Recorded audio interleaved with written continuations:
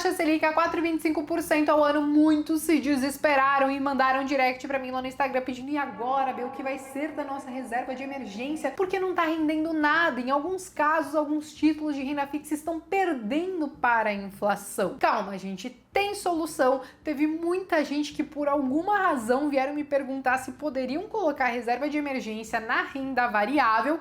E, gente, o que eu digo é, o dinheiro é seu, você pode fazer o que eu quiser, não adianta eu falar pra você fazer X, você pode me mandar tomar naquele lugar e fazer Y. Porém, você tem que entender todos os riscos que você tá correndo e, claro, as consequências de tudo isso. A questão é o seguinte: tem muita gente que tá com o pensamento errado sobre reserva de emergência e tem muita gente que tá entrando agora no mercado financeiro e sequer sabe o que é isso. Então, vou retomar um pouquinho esse assunto e vou, inclusive, hoje mostrar uma simulação com vários investimentos aplicando o juro real, que é o quanto você rentabiliza numa aplicação menos a inflação, e mostrar para vocês o que tá valendo a pena e o que não está valendo a pena. Então me acompanhe até o final desse vídeo. Se você é nova ou novo aqui no canal, seja muito bem-vinda ou bem-vindo. Se inscrevam, cliquem no sininho para receber notificação sempre quando tem vídeo novo e não esquece daquele like, porque isso me ajuda muito e faz o YouTube entender que o meu conteúdo é relevante dentro aqui da plataforma.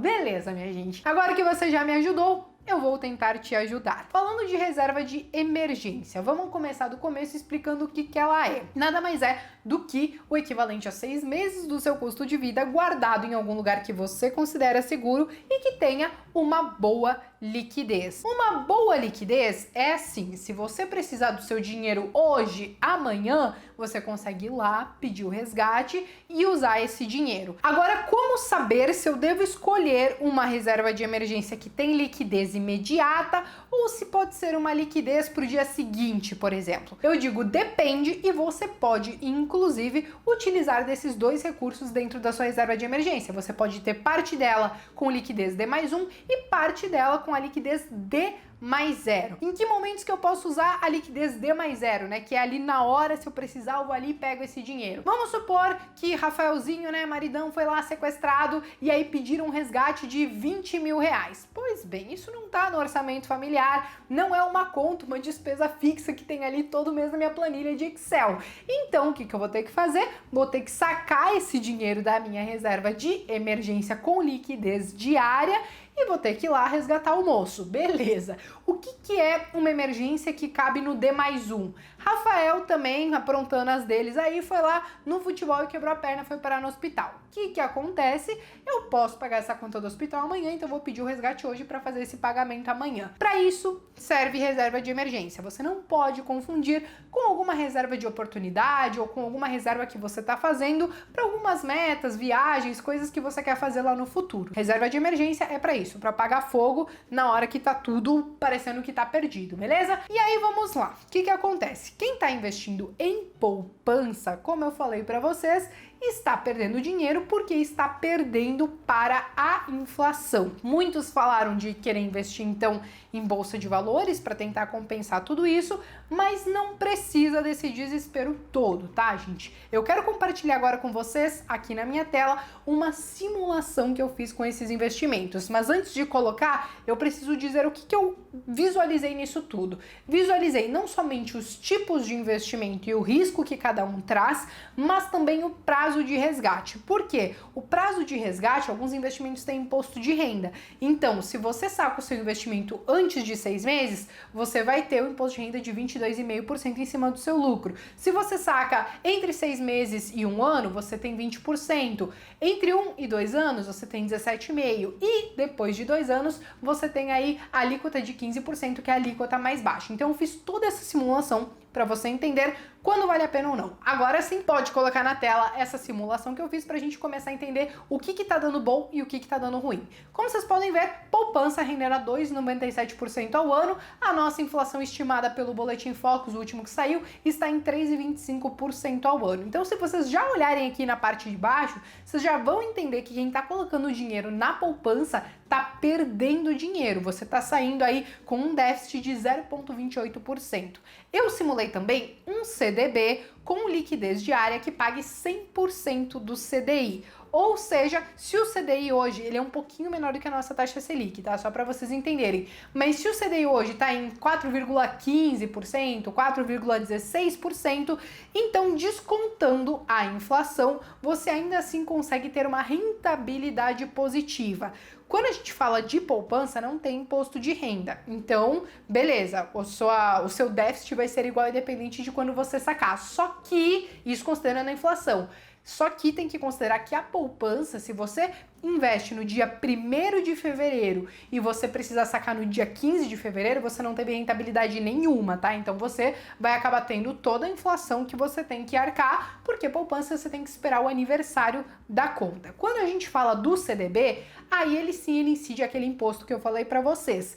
Em quase todas as situações você consegue sair positivo. Você só vai sair no prejuízo ou perdendo dinheiro do CDB para a inflação, tá, gente? Porque não quer dizer que você vai colocar o dinheiro lá e ele vai diminuir. Ele vai sim rentabilizar para frente, você vai ver o seu dinheiro crescer. Mas quando você faz o juro real, que é descontar a inflação, que é o seu poder de compra, se você sacar esse investimento antes dos 6 meses, então no fim das contas você acaba saindo com um déficit de 0,04%. Beleza. Existe a opção que é o que a maioria acaba recomendando, que é o Tesouro Selic. O Tesouro Selic, em todas as situações, você consegue sair positivo e ainda assim ganhar da inflação. Coisas que podem acontecer. Algumas pessoas têm olhado para fundos de investimento que investem diretamente no Tesouro, por conta de que muitos desses fundos têm a taxa zerada, enquanto se você investe direto no Tesouro Selic, tem a própria taxa da B3. Você vai ter aí uma pequena diferença ao final do período aí de rentabilidade e tudo mais, mas o que você tem que cuidar com os fundos de investimento é o gestor, a gestora e qual é a liquidez também, porque tem alguns fundos de investimento que investem no Tesouro, né, os fundos DI, que a liquidez é D+0, tem alguns que é D+1, algumas é D+2, então você tem que observar tudo isso. Se você acabou achando um tanto quanto complicado esses fundos, Tesouro Selic tá aí, ele é seguro, a liquidez é D+1 e você pode talvez tranquilamente dividir ele com um CDB de liquidez diária, por exemplo. E por que aí a gente tá falando de CDB de liquidez diária? Quando a gente fala do CDB, ele tem a cobertura do FGC. Quando a gente fala de fundos de renda fixa que investem em títulos de crédito privado, no caso de outros bancos e tudo mais, você não tem o FGC. Ainda que ele invista em CDB, LCI e LCA, você não tem direito ao FGC quando você investe num fundo. Então, quando você vai para um CDB que paga 100% do CDI com liquidez diária, você ainda conta com esse FGC. Você pode tranquilamente, talvez, tentar separar a sua reserva de emergência dentro desses ativos. E aí, o porquê que eu tô falando deles, gente? Porque eles têm, teoricamente, uma boa segurança. O dia que o Tesouro ficar inadimplente ou não conseguir pagar todo mundo, isso quer dizer que todo o resto já pegou fogo antes, então ele é sim muito seguro. E claro, considerando que algumas pessoas estavam cogitando ir para a Bolsa de Valores fazer a reserva de emergência, porém, se você opta por fazer isso, você tem que entender que a parte dos recursos que você está colocando ali, você tem o risco de perder esse dinheiro. E se o Rafael for sequestrado e eu tiver a minha reserva de emergência em alguma ação, por exemplo, primeiro que vai demorar dois dias aí para entrar esse dinheiro na minha conta, e outra que, dependendo de quando eu sacar, pode ser que não tenha todo o dinheiro que eu precise. E digo mais, se você faz investimentos em ações,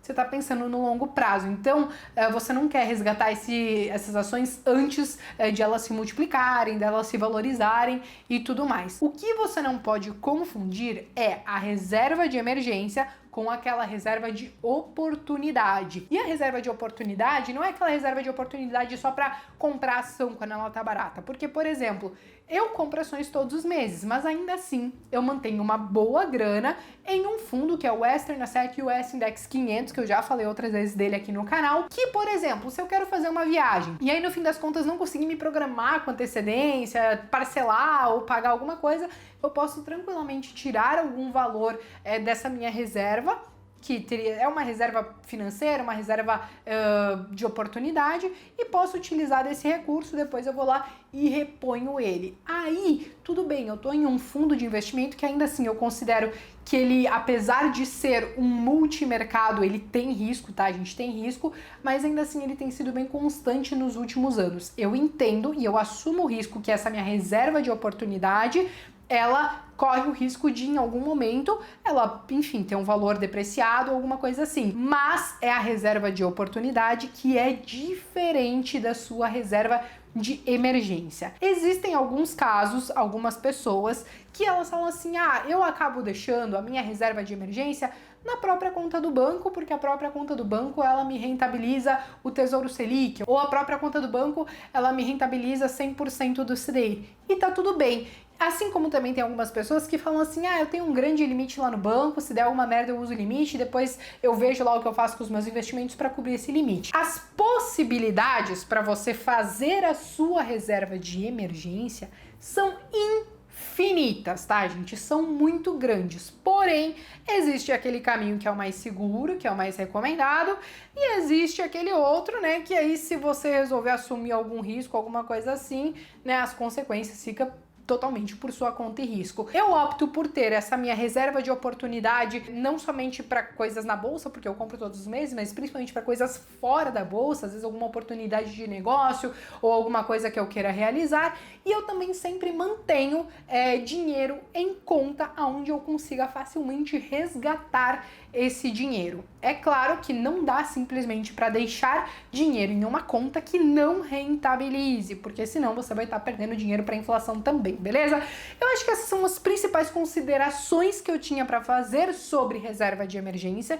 Então, gente, tenham uma, principalmente porque eu acho que quem está investindo em renda variável está pensando no longo prazo, não deve mexer nesses investimentos pensando que talvez às vezes você vai ter que sacar e não vai conseguir ver toda uma rentabilidade desses investimentos, e ter um cuidado nessa mentalidade da reserva de emergência. Ela não é uma reserva que você vai precisar rentabilizar, ela realmente tem que ser aquele colchão. Então não se preocupe com uma taxa de juros muito baixa, que você vai estar ganhando muito pouco nesses investimentos que eu trouxe, nessas possibilidades de investimentos que eu trouxe para vocês, porque não é essa a finalidade de uma reserva de emergência, beleza?